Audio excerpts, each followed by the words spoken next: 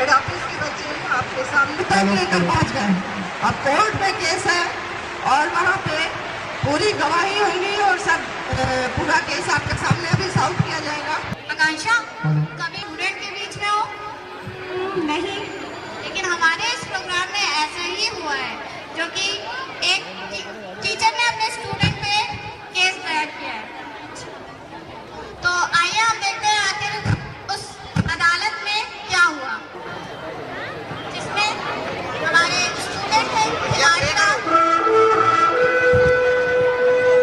जिन्होंने अपने teacher master चंद और खिलाड़ी राम के वकील हैं चंचल मास्टर चंद अपने केस की पैरवी भी कर।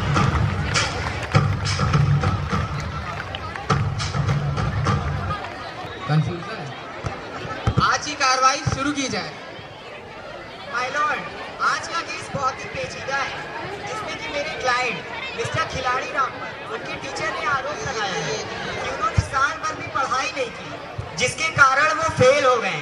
मैं बस इतना कहना चाहता हूँ कि मेरे क्लाइंट मिस्टर खिलाड़ी राम को न्याय दिलाया जाए। खिलाड़ी राम को बुलाया जाए। खिलाड़ी राम, हाजिर हो।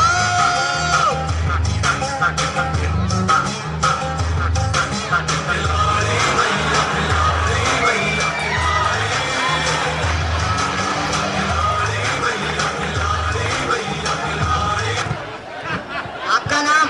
खिलाड़ी राम। आपके पिता का नाम? मेहंदी राम। आप कौन से स्कूल में पढ़ते हैं? मैं बद्रीचंद कोयामल हायर सेकेंडरी स्कूल में पढ़ता हूँ। आप कौन सी क्लास में?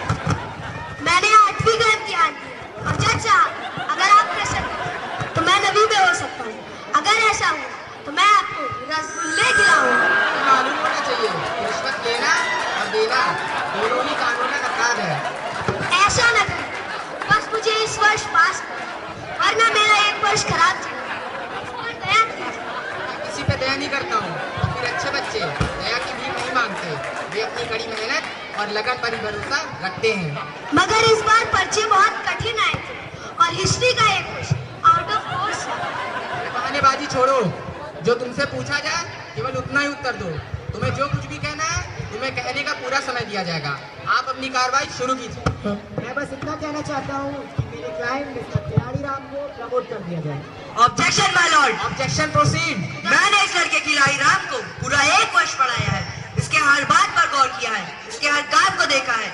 मैं यह दावे से कह सकता हूँ कि इसने अपने कर्तव्य का पालन कभी नहीं किया और हमेशा अपना समय खेल कूद में ही नष्ट करता रहा। माय लॉर्ड, मेरे काबिल दोस्त शायद ये भूल रहे हैं, क्या लड़कों के लिए खेलना समय गंवाना है? मैं समझता हूँ कि लड़कों के लिए खेलना उतना ही जरूरी है जितना कि पढ़ना। मैं अपने मित्र से सहमत हूँ, परंतु क्या मैं पूछ सकता हूँ कि लड़कों को हर समय खेलना चाहिए या खेलने के समय खेलना चाहिए? लेकिन इसने पढ़ने के समय भी खेल पर ही ध्यान दिया है। मैं इस पे समय बर्बाद करने का आरोप लगाता हूँ। जब कक्षा में मास्टर जी पढ़ाते तो भी यह उनकी बात को ध्यान से नहीं सुनता और खेल पर ध्यान देता। ये गलत है। 2-4 दिन इसके कानों में दर्द था, शायद उन दिनों इसे मास्टर की बात ना सुनाई दी हो, नहीं तो ये ध्यान देता रहा है। कान का दर्द तो इसका बहाना है। इसने इस बहाने से स्कूल से 2 दिन छुट्टी लेता रहा। यह हमेशा पिछली बेंच पर बैठता है और शरारतें करता रहता है। क्या पिछली बेंच पर बैठना अपराध है? मैं पूछ सकता हूँ कि सभी लड़के अगली बेंच पर कैसे बैठ सकते हैं? ये पिछली बेंच पर इसलिए नहीं बैठता था कि आगे की जगह खाली नहीं होती। ये मास्टर जी की निगाहों से बचने के लिए जानबूझकर पिछली बेंच पर बैठता और पीछे बैठा बिस्कुट खाया करता था। ये गलत है, इसने कभी भी क्लास में बिस्किट नहीं खाए। जी हाँ चाचा, मैंने कभी बिस्किट नहीं खाए, मैं तो सिर्फ मूंगफली खाया करता। Point to be noted my Lord, अभी अभी इन्होंने खुद कबूल किया है क्लास में बैठे मूंगफली खाया करते थे। ये हमेशा जल्दी सो जाते थे और सुबह देर से उठते थे। ये सब गलत है माय लॉर्ड। केवल गलत कहने से कुछ पता नहीं चलेगा, आपको प्रमाण देना होगा। प्रमाण तो आपको देने हैं, मुझे नहीं। अपराध साबित न होने तक अपराधी निर्दोष समझा जाता है। ऑब्जेक्शन, आप बीच में ना बोले। ये क्या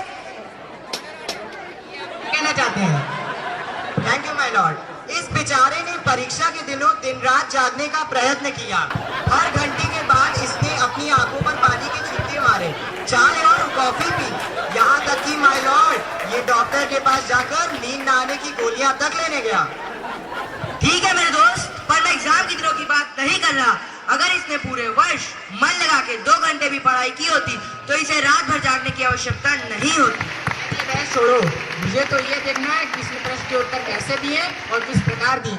प्रश्नों के उत्तर तो इसने 1 नंबर के दिए हैं। जी हाँ योर ऑनर, नंबर भी नहीं, 1 ही मिलने चाहिए। नहीं नहीं, मेरा मतलब बहुत अच्छे, बहुत अच्छे, ऊट पटांग, बहुत अच्छे, ऊट पटांग। क्या आप कोई गवाह पेश कर सकते हैं? जी हाँ, मैं अपने पहले गवाह इतिहास राम को बुलाने की अनुमति चाहता हूँ। अनुमति है। इतिहास राम हाजिर हो।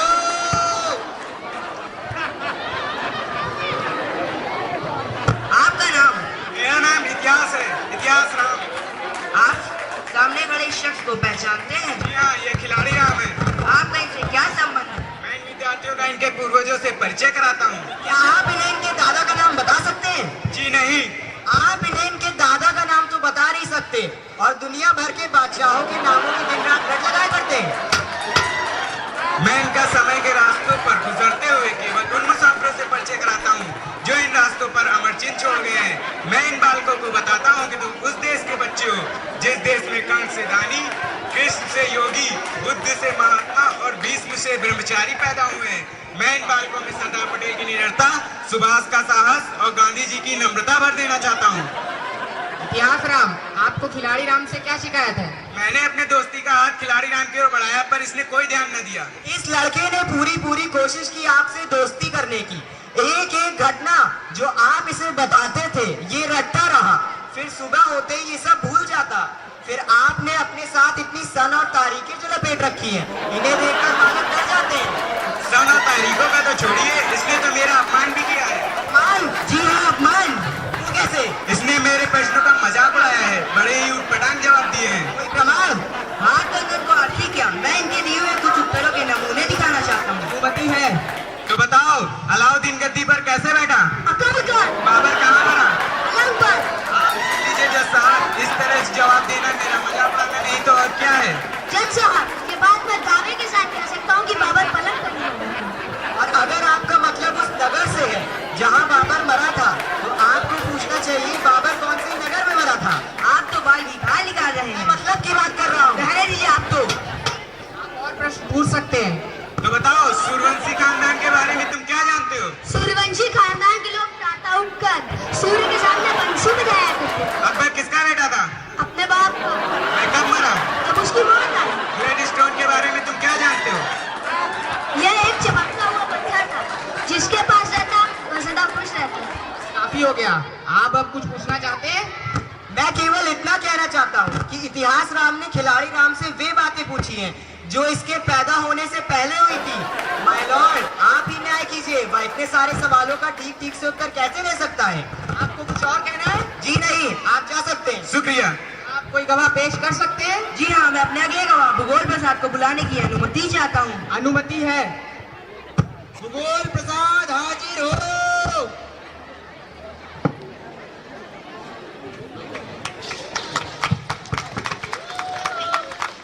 आप कसम खाइए, जो कहेंगे सच कहेंगे, सच के सिवा कुछ नहीं कहेंगे। मैं कसम खाता हूँ, जो कहूँगा सच के सिवा कुछ नहीं कहूँगा। आपका नाम? भूगोल प्रसाद। आप सामने खड़े इस शख्स को पहचानते हैं? जी हाँ, ये खिलाड़ी राम है। आपका इनसे क्या संबंध है? मैं पृथ्वी और आकाश के भेद बताता हूँ। मैं बालकों का संसार के नदियों और पर्वतों से परिचय कराता हूँ। संक्षेप में मैं उन्हें संसार की सैर कराता हूँ। जज साहब, ये गलत है। ये तो केवल मेरा दिमाग चाहिए। सैर तो मैं इन्हें कराता हूँ। रोज घर से स्कूल, स्कूल से घर ले जाता हूँ। आप बीच में मत बोलें। आपको भी इससे शिकायत है? जी हाँ, इसने मेरा भी अपमान किया। कोई प्रमाण? मैं इन बालकों का ज्ञान बढ़ाता हूँ। मैं इन्हें भिन्न भिन्न देश के लोगों के बारे में बताता हूँ। मैं ये सब आप कुछ कह चुके हैं, मतलब की बात कहिए। योर ऑनर, मैं भूगोल प्रसाद को खिलाड़ी राम से प्रश्न पूछने की अनुमति चाहता हूँ। अनुमति है। तो बताओ, हाथी दांत कहाँ मिलता है? हाथी के मुंह में। पनामा के बारे में तुम क्या जानते हो? पनामा एक किस्म के पेड़ होते हैं। हाल ही में वैज्ञानिकों ने पनामा सिगरेट का भी आविष्कार किया। पनामा पेड़ बाजार में पनामा सिगरेट लोगों की जेब में होती है। दक्षिणी पठार की जलवायु कैसी है? वहाँ गर्मियों में गर्मी, सर्दियों में सर्दी तथा वर्षा में बरसात होती है। माय लॉर्ड, ये जलवायु का चक्कर तो इन्होंने विद्यार्थियों के डराने के लिए चला रखा है, नहीं तो सब जगह की जलवायु एक सी है। हर जगह गर्मी में गर्मी, सर्दी में सर्दी और वर्षा में बरसात होती है। आप बीच में ना बोले। और कुछ कहना चाहते हैं आप? बताओ, गर्मियों में दिन बड़े और सर्दियों में दिन छोटे क्यों होते हैं? गर्मियों से चीजें फैलती हैं और सर्दियों से सिकुड़ती हैं। इसीलिए गर्मियों में दिन फैल जाते हैं और सर्दियों में सिकुड़ जाते हैं। वर्षा कैसे होती है, इससे क्या लाभ है? जब समुद्र का पानी गर्मी से उबलने लगता है तो उसमें से भाप निकलती है।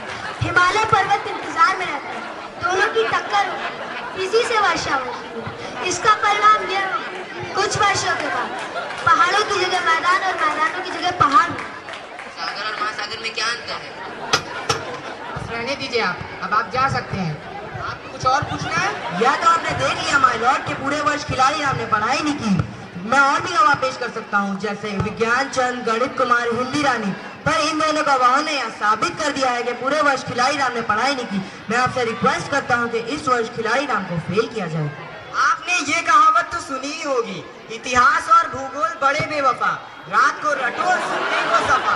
माय लॉर्ड, फिर आप इतने बदनाम गवाहों पर इतनी आसानी से कैसे यकीन कर सकते हैं? मैं और भी गवाह पेश कर सकता हूँ। और गवाहों की आवश्यकता नहीं है।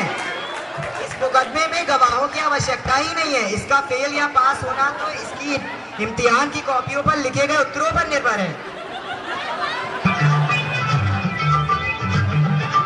गोलमाल है भाई, सब गोलमाल है। इम्तिहान की कॉपियाँ क्यों नहीं दिखाई जा रही? नहीं माय लॉर्ड, मैं कहना चाहता हूँ कि कानून को प्रमाण चाहिए। बात असल में ये है, भाई सब मास्टर चंद जी की पत्नी ने इसकी इम्तिहान की कॉपियां रद्दी में बेच दी है और मैं इसे साबित कर दे सकता हूँ।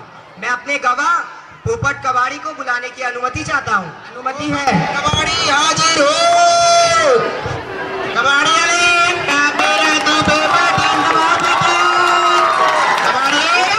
कबाड़ी वाले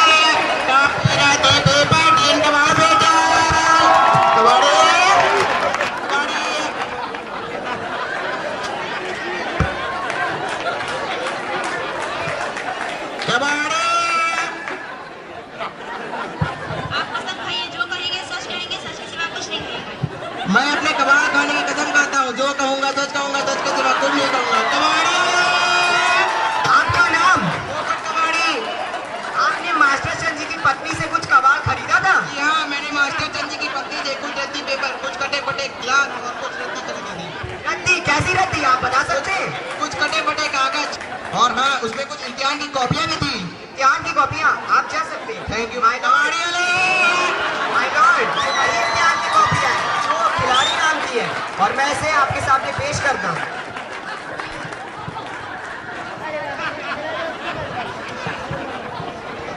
अदालत अपना फैसला 15 मिनट बाद सुनाएगी।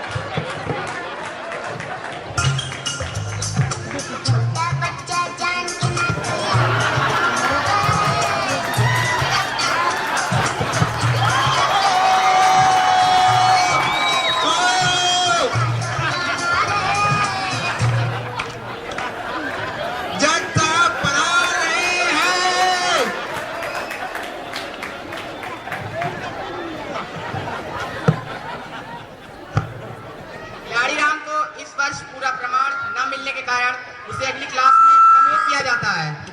Thank you my Lord. Order order.